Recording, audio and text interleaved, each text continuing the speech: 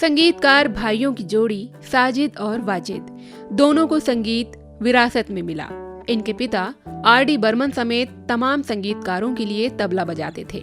वो आशा भोसले के भी पसंदीदा तबला वादक थे। साथ जो मेरा छोड़ा, दीवाना तेरा मर जाए। नमस्कार, प्रणाम, आभार और आदाब। आप देख रहे हैं behind the camera with RJ. Preeti Kamal और बात हो रही है मशहूर संगीतकार भाइयों की जोड़ी साजिद और वाजिद की।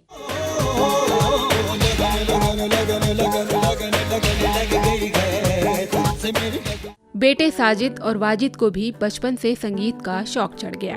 दोनों अक्सर पिता के साथ गानों की रिकॉर्डिंग देखने स्टूडियो जाते थे। साजिद बड़े थे और वाजिद उनसे छोटे। वाजिद को शुरू से गिटार बजाने का शौक था। बड़े हुए तो वो भी कई संगीतकारों के साथ काम करने लगे। एक दिन रिकॉर्डिंग के दौरान एक गिटारिस्ट ने गड़बड़ी कर दी। जब संगीतकार ने पूछा कि किसने गलती की है, तो एक गिटारिस्ट ने वाजिद खान को फंसा दिया। वाजिद अपने सीधे स्वभाव के कारण सफाई नहीं दे सके और चुप रहे। संगीतकार ने वाजिद को काफी बुरा भला कहा और रिकॉर्डिंग रूम से जाने के लिए कह दिया। वाजिद ने अपना गिटार पैक किया और स्टूडियो से बाहर निकलने लगे। तभी उनकी नजर रिकॉर्डिंग रूम के बाहर खड़े अपने पिता पर पड़ी। उनके पिता की आंखों में मायूसी थी। ये बात वाजिद को चुभ गई। वाजिद घर पहुंचे तो उनकी चुप्पी और उदासी भाई साजिद को नजर आई। साजिद ने जब इसका कारण पूछा तो वाजिद ने पूरी कहानी कह सुनाई। साजिद ने भाई वाजिद से पूछा, संगीतकार कोई बहुत बड़ा आदमी होता है क्या? वाजिद ने सहमति में सिर हिलाया। इस पर साजिद बोले, बढ़िया, फिर आज से हम भी म्यूजिक डायरेक्टर बन जाते हैं। अब किसी और के लिए गिटार तबला बजाना बंद।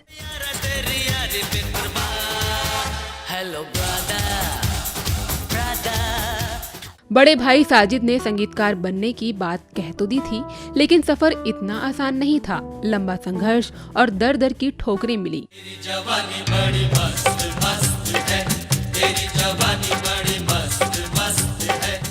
एक वक्त तो दोनों भाइयों को फिल्म इंडस्ट्री के लोगों ने कहना शुरू कर दिया कि अपना सामान पैक करो और म्यूजिक फील्ड छोड़ दो, लेकिन फिर भी दोनों ने हिम्मत नहीं हारी और एक समय ऐसा आया कि दोनों बॉलीवुड के दिग्गज संगीतकार बन गए।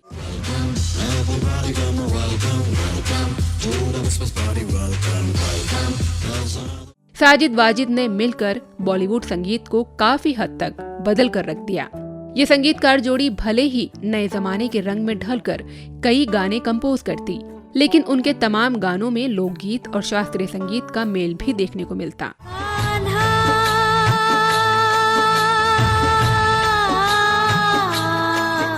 दोनों भाइयों ने मिलकर संगीत जगत में हलचल मचा दी। ये दोनों फिल्म इंडस्ट्री के भाईजान यानी सलमान खान के सबसे चहेते सिंगर बन गए।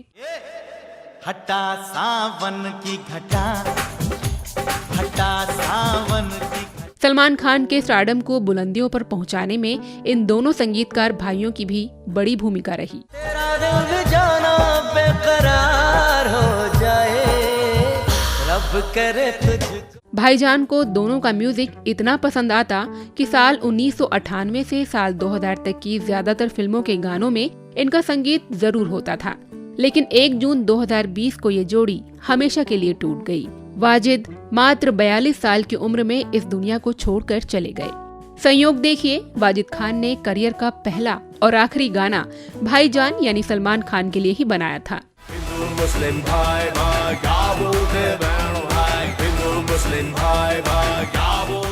साजिद वाजिद के संगीतकार बनने का सफर जितना दिलचस्प है, इन्हें पहला काम मिलने की कहानी उससे कहीं ज्यादा हैरान करने वाली है। कैसे अपने कॉलेज के एक दोस्त को अनजान शख्स बनकर कॉल करने से चमक गई साजिद वाजिद की किस्मत, बताऊंगी इस पेशकश में आगे। सुनो दीवानी,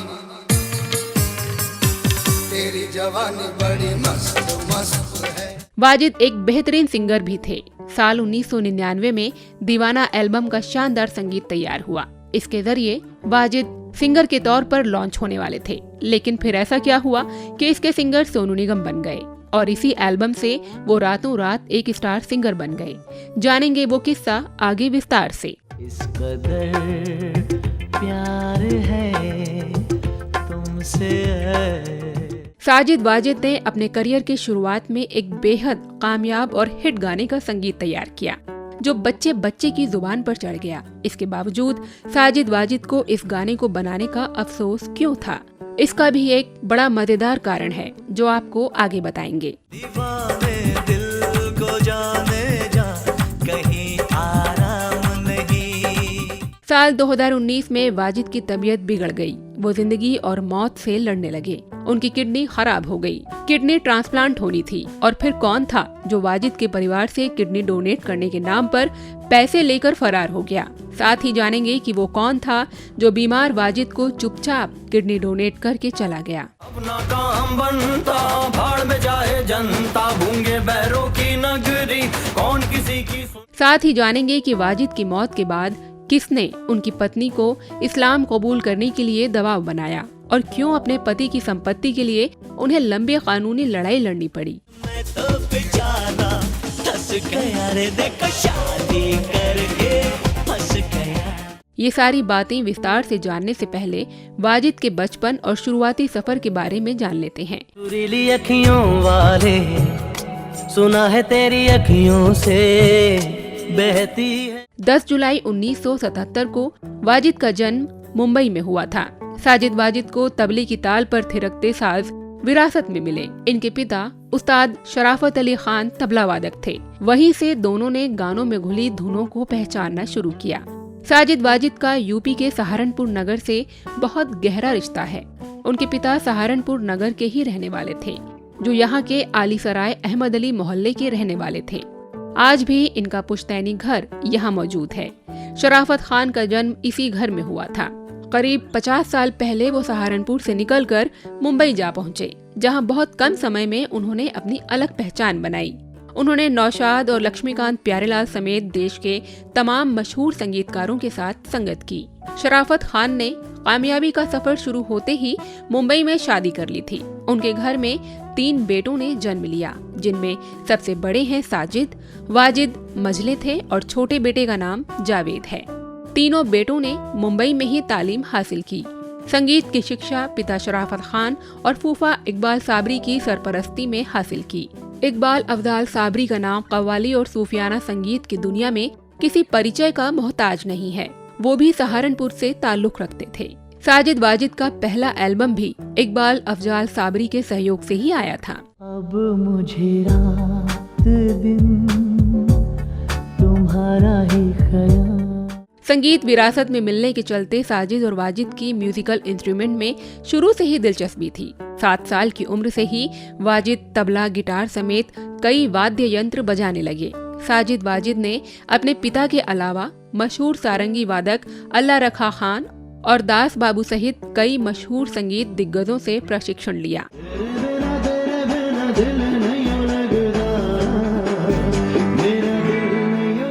वाजिद की एक बड़ी खूबी थी, वो मुंह से कई सारे म्यूजिक इंस्ट्रूमेंट्स की धुनें निकाल लेते थे। उनके इस हुनर को देखकर अल्लाह रखा भी हैरान रह जाते थे। साजिद वाजिद ने संगीत की दुनिया में शुरुआत रिमिक्स गानों से की थी। इन गानों ने मिलकर 1996 में एक सुपरहिट गाने ये कहाँ आ गए हमको रिमिक्स किया था। खैर, अब ये तय था कि साजिद वाजिद अपने पिता की तरह किसी संगीतकार की मंडली का हिस्सा बनकर म्यूजिकल इंस्ट्रूमेंट्स बजाएंगे। संगीतकार बनने का सपना इन दोनों भाइयों ने नहीं देखा था, लेकिन फिर वो वाकया हुआ जिसकी चर्चा हम शुरू में कर चुके हैं। इसी के बाद दोनों भाइयों ने संगीतकार बनने का फैसला कर लिया। मुझसे शादी करोगी, मुझसे शादी करोगी।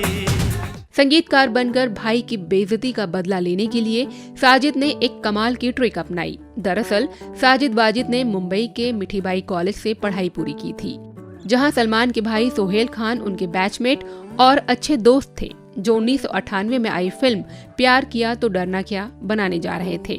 निर्देशक के तौर पर यह सोहेल की दूसरी फिल्म थी और फिल्म के संगीत पर अभी काम शुरू नहीं हुआ था।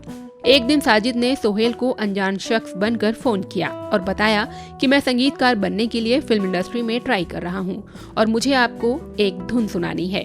सोहेल ने उन्हें बुला लिया। जब साजिद और वाजिद सोहेल के पास पहुंचे और बताया कि मैंने ही अनजान शख्स बनकर फोन किया था, जब सोहेल ने इसका कारण जानना चाहा तो उन्होंने बताया कि अगर मैं डायरेक्ट बोलता तो शायद दोस्त होने के नाते मजबूरी में मुझे काम देते, लेकिन अब हम तुम्हारे पास अनजान और स्ट्रगलर बन कर आए हैं, हमें वैसे ही ट्रीट करना, अगर धुन पसंद आए तभी काम देना। हम तुमको निगाहों में इस तरह छुपा लेंगे, तुम चाहे। खैर, इस तरह सोहेल की फिल्म प्यार किया तो डरना क्या से साजिद वाजिद ने संगीतकार के तौर पर काम शुरू किया। हालांकि इस फिल्म में उन्हें सिर्फ एक गाने का म्यूजिक तैयार करने का जिम्मा मिला, जबकि बाकी गानों का संगीत जतिन ललित और हिमेश रेशमिया ने तैयार किया था। फिल्म में साजिद वाजिद के महज एक गाने ने महफिल लूट ली।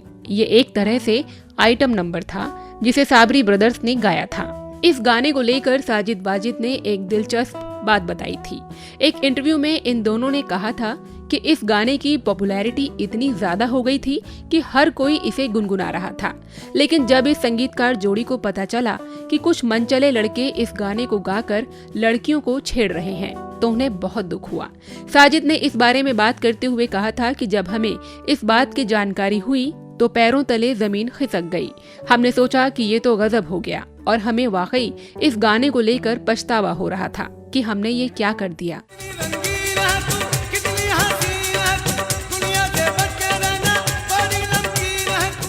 इस फिल्म के बाद साजिद वाजिद ने एक एल्बम पर काम करना शुरू किया जिसका बेहद शानदार संगीत तैयार हुआ।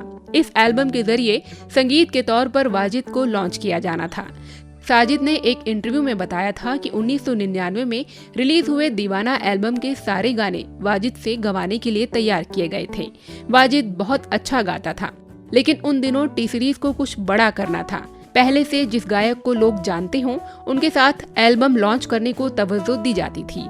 अब तक सोनू निगम के 2 एल्बम सपने की बात और किस्मत के नाम से रिलीज हो चुके थे और वो छोटे पर्दे पर भी लोकप्रिय हो रहे थे। गुलशन कुमार की हत्या के बाद टी सीरीज भी खुद को रीस्टैब्लिश करने में लगा था। इस वजह से टी सीरीज ने वाजिद के बजाय सोनू निगम को इस एल्बम का सिंगर बना दिया। साजिद इस एल्बम को सोनू निगम के लिए अपनी कुर्बानी बताते हैं। दीवाना ने रिलीज होते ही धमाल कर दिया। इस एल्बम के गीतों की दीवानगी का भी एक अलग किस्सा रहा है। सोनू निगम इसी एल्बम से रातों रात स्टार बने थे। तेरा मिलना पल दो पल का मेरी 1999 में ही साजिद वाजिद को सलमान की फिल्म हेलो ब्रदर्स में 4 गाने कंपोज करने का मौका मिला, जिसमें हटा सावन की घटा खूब पॉपुलर हुआ और साजिद वाजिद का नाम बॉलीवुड में चल गया। हटा सावन की घटा।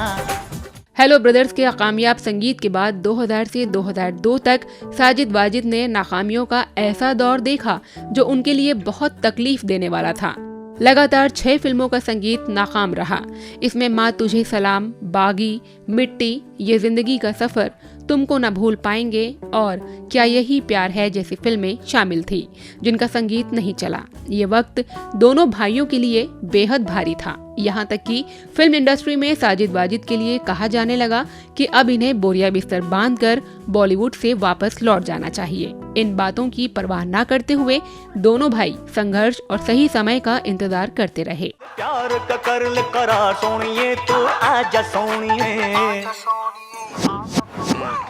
भले ही साजिद वाजिद का संगीत पिछली कई फिल्मों में नहीं चला, इसके बावजूद ये हिमेश रेशमिया के अलावा सलमान खान के सबसे चहेते सिंगर थे। यही वजह रही कि लगातार असफलता के बाद भी भाईजान ने एक बार फिर इन दोनों पर अपना भरोसा जताया और फिल्म तेरे नाम में गेस्ट म्यूजिक कंपोजर के तौर पर 3 गाने तैयार करने का जिम्मा सौंपा, जबकि इस फिल्म के मेन कंपोजर हिमेश रेशमिया थे। साजिद वाजिद ने तीनों गानों का बेहतरीन म्यूजिक तैयार कर एक बार फिर अपनी धमाकेदार वापसी की।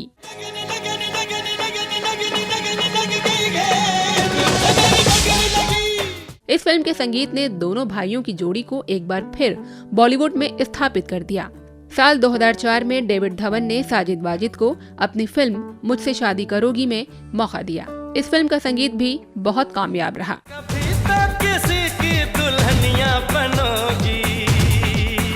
मुझसे शादी कर। साल 2010 तक साजिद वाजिद को मशोका, जवानी दीवानी, जाने क्या होगा, पार्टनर, वेलकम जैसे करीब 2 दर्जन फिल्मों में संगीत देने का मौका मिला। इन फिल्मों में इनके तमाम गाने हिट रहे।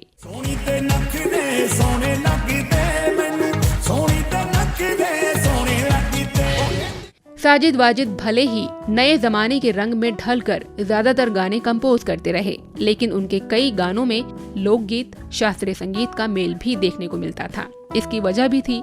दरअसल उनके पिता के साथ संगीत दिग्गजों की महफिलों में बचपन से शामिल होने के चलते इन्हें क्लासिकल और लोकगीतों की भी काफी समझ हो चुकी थी। साल 2010 में आई फिल्म दबंग में रचे गए गीत इस जोड़ी के बेहतरीन कामों में से एक थे।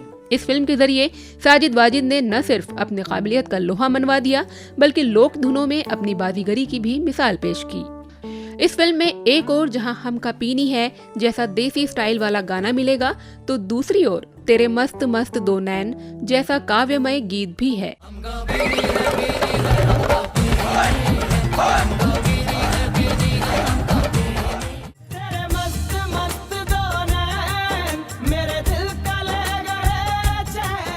दबंग के टाइटल ट्रैक हुड़ हुड़ दबंग में साजिद वाजिद ने किरदार के मिजाज को देखते हुए रंग भरे। वहीं दबंग 2 के बेहद मशहूर आइटम नंबर फेविकॉल गाने को सुनेंगे तो आपको उसमें भी लोकगीत घुला हुआ मिलेगा। मैं तो तंदूरी मुर्गी हूँ, साजिद वाजिद खान को साल 2011 में फिल्म दबंग के संगीत के लिए बेस्ट म्यूजिक डायरेक्टर का फिल्म फेयर अवार्ड मिला, जो उनके करियर के शुरू होने के 12 साल बाद मिला था। दबंग फिल्म के संगीत के लिए इन दोनों भाइयों की जोड़ी ने और भी कई पुरस्कार हासिल किए। इसके अलावा दबंग 2 के फेविकॉल गाने को गिल्ड अवार्ड से नवाजा गया। ये साल 2013 में रेडियो पर सबसे ज्यादा सुने गए गानों में से एक था।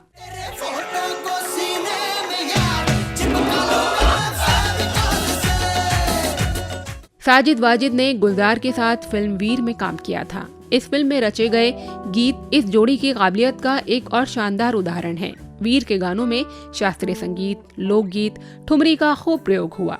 इसमें रेखा भारद्वाज की गाई ठुमरी कान्हा बहुत से संगीत प्रेमियों की पसंद है। इसके अलावा सुरीली अखियों, तेरी मेरी कहानी समेत ज्यादातर गाने बहुत अच्छी धुनों से सजे हैं। दबी दबी सांसों में सुना था मैंने, बोले बिना मेरा नाम। साजिद वाजिद के म्यूजिक में एक खास पैटर्न कभी नहीं रहा है। अन्य फिल्मों के अलावा अगर सिर्फ हाउसफुल 2 की बात करें तो एक तरफ पापा तो बैंड बजाए जैसा जोशीला और तड़कता भड़कता गीत था, तो दूसरी तरफ डू यू नो जैसे गाने में आपको पंचम दा के संगीत की भी झलक मिलेगी। पापा को बैंड बजाएं, प्रिंसिपल खुद बन जाएं, जाने मन डू यू नो, हाँ हमें तुमसे। ये बात तो किसी से छिपी नहीं है कि साजिद वाजिद को सलमान खान ने खूब आगे बढ़ाया और अपनी कई फिल्मों में काम करने का मौका दिया। सलमान खान के साथ इस जोड़ी ने प्यार किया तो डरना क्या, हेलो ब्रदर, तुमको ना भूल पाएंगे, तेरे नाम, गर्व, मुझसे शादी करोगी, पार्टनर, गॉड तुसी ग्रेट हो, वांटेड, वीर, दबंग जैसी तमाम फिल्मों में काम किया। रहते तुझको सांझ सवेरे। वाजिद खान ने अपना गायन करियर सलमान खान और गोविंदा की फिल्म पार्टनर से साल 2008 में शुरू किया और कई फिल्मों के बहुत से हिट गानों को अपनी आवाज दी। इसमें सलमान खान की फिल्म दबंग और जय हो के साथ साथ अक्षय कुमार की फिल्म राउडी राठौर समेत कई अन्य बॉलीवुड फिल्में शामिल थीं।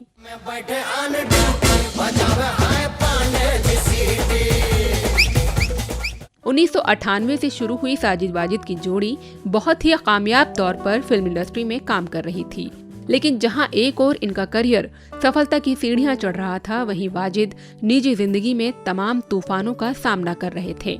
साल 2019 में वो न सिर्फ गंभीर तौर पर बीमार हो गए, बल्कि अपनी बीवी के साथ रिश्तों में खटास के चलते अलग होने का दर्द भी झेल रहे थे। क्या थी इस खटास और अलगाव की वजह, इसे जानने के लिए थोड़े समय के लिए एक बार फिर उनके कॉलेज के दिनों की ओर लौटना पड़ेगा। दरअसल वाजिद खान ने साल 2010 में कमल रुख नाम की लड़की से लव मैरिज की थी। कमल रुख पारसी कम्युनिटी से थी, जबकि वाजिद का धर्म इस्लाम था। कॉलेज के दिनों में दोनों में दोस्ती और फिर प्यार हुआ। 10 साल तक ये दोनों रिश्ते में रहे। कमल रुख वाजिद से शादी के लिए तैयार थी लेकिन वो अपना धर्म बदलने को राजी नहीं थी। कमल रुख का दावा रहा है कि वाजिद के परिवार वाले शादी के वक्त ही धर्म परिवर्तन चाहते थे, लेकिन वो राजी नहीं हुई। इस परिस्थिति में वाजिद और कमल रुख ने स्पेशल मैरिज एक्ट के तहत शादी की और बिना इस्लाम कबूल किए अपने नाम के आगे खान जोड़ लिया। कमल रुख का कहना था कि वो एक शिक्षित और लोकतांत्रिक मूल्यों में विश्वास करने वाली पारसी परिवार की बेटी हैं। हालांकि शादी के बाद मेरी ये आज़ादी, शिक्षा और लोकतांत्रिक मूल्य प्रणाली वाजिद के परिवार के लिए सबसे बड़ी समस्या थी। उन्होंने पढ़ी लिखी और आज़ाद महिला को स्वीकार नहीं किया और धर्मांतरण का दबाव बनाने लगे। कमल रुख ने अपना दर्द बयां करते हुए एक सोशल मीडिया पोस्ट में लिखा था कि मैं हर धर्म का सम्मान करती हूँ, लेकिन इस्लाम में कन्वर्ट ना होने के स्टैंड के चलते मेरे और पति के बीच काफी दूरियां बढ़ गईं और हमारे पति पत्नी के रिश्ते खराब हो गए। वो कभी कभी महीनों के लिए हमें छोड़कर अपनी माँ के घर पर चले जाते थे। दिल के दर्द दिल दे गए तुम जान जान कह के। एक इंटरव्यू में कमल रुख ने कहा था कि उनके पति बहुत अच्छे इंसान और एक प्रतिभाशाली संगीतकार थे, लेकिन उनमें सिर्फ एक कमी थी कि वो तुरंत किसी की भी बातों में आ जाते थे। हमारे बीच इसे लेकर लड़ाई होती थी, तब भी जब हमारे 2 बच्चे थे। इसके बाद 2014 में उन्होंने मुझे कन्वर्ट ना होने पर तलाक की भी धमकी दी थी। कमल रुख के मुताबिक जब रिश्ते ज्यादा खराब हो गए तो साल 2014 में वाजिद ने तलाक की अर्जी भी डाली थी, जो मंजूर नहीं हुई। इसके बाद वे एक दूसरे से अलग रहने लगे। कमल रुख की माने तो कुछ समय बाद वाजिद ने अपनी हरकतों के लिए उनसे माफी मांगी थी। मेरे हमसफर बेरुदर बदल शामों सहर। निजी जिंदगी के इस हालात का असर वाजिद के करियर पर भी पड़ रहा था। जब वो पत्नी से अलग रहने लगे थे तो उन्होंने एक बार फिर अपने करियर पर फोकस करना शुरू किया। तमाम फिल्मों में म्यूजिक देने के अलावा साजिद वाजिद ने रियलिटी शो सारेगामापा 2012 और सारेगामापा सिंगिंग सुपरस्टार में मेंटोर का काम किया था।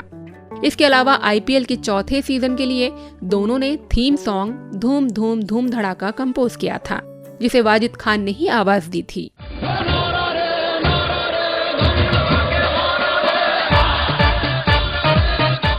साजिद वाजिद की जोड़ी ने मशहूर reality show big boss season 4 और सीजन 6 का भी टाइटल ट्रैक बनाया था।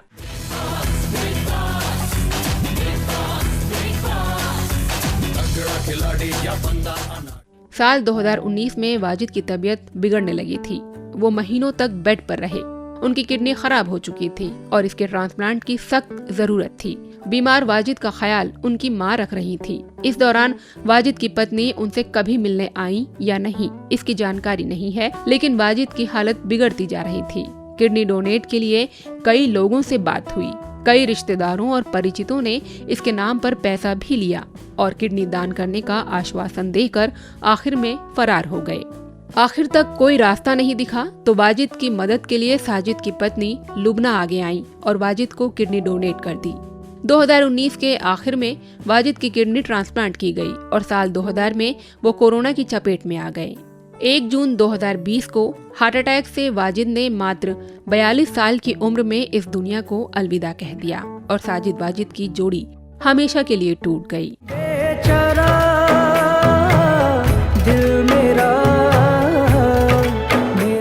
वाजिद की मौत के 6 महीने बाद उनकी पत्नी कमल रुख ने सोशल मीडिया पर लंबी पोस्ट लिखकर वाजिद के परिवार वालों पर कई गंभीर आरोप लगाए, जिसमें उन्होंने लिखा था कि वाजिद के निधन के बाद भी उनका उत्पीड़न जारी है और उन्हें इस्लाम कबूल करने का दबाव बनाया जा रहा है।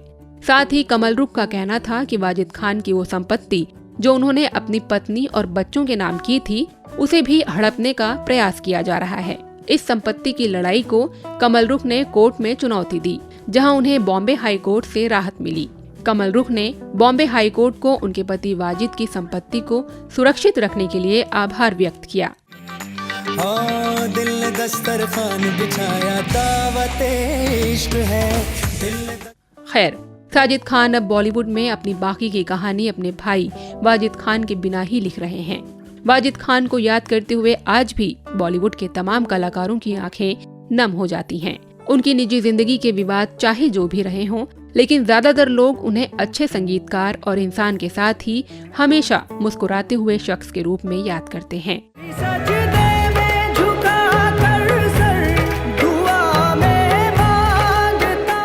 इस संगीतकार को श्रद्धांजलि पेश करते हुए मैं आरजे प्रीति कमल आपसे विदा लेती हूँ। कार्यक्रम पसंद आया हो तो चैनल को सब्सक्राइब जरूर करें। आपसे फिर होगी मुलाकात। नमस्कार।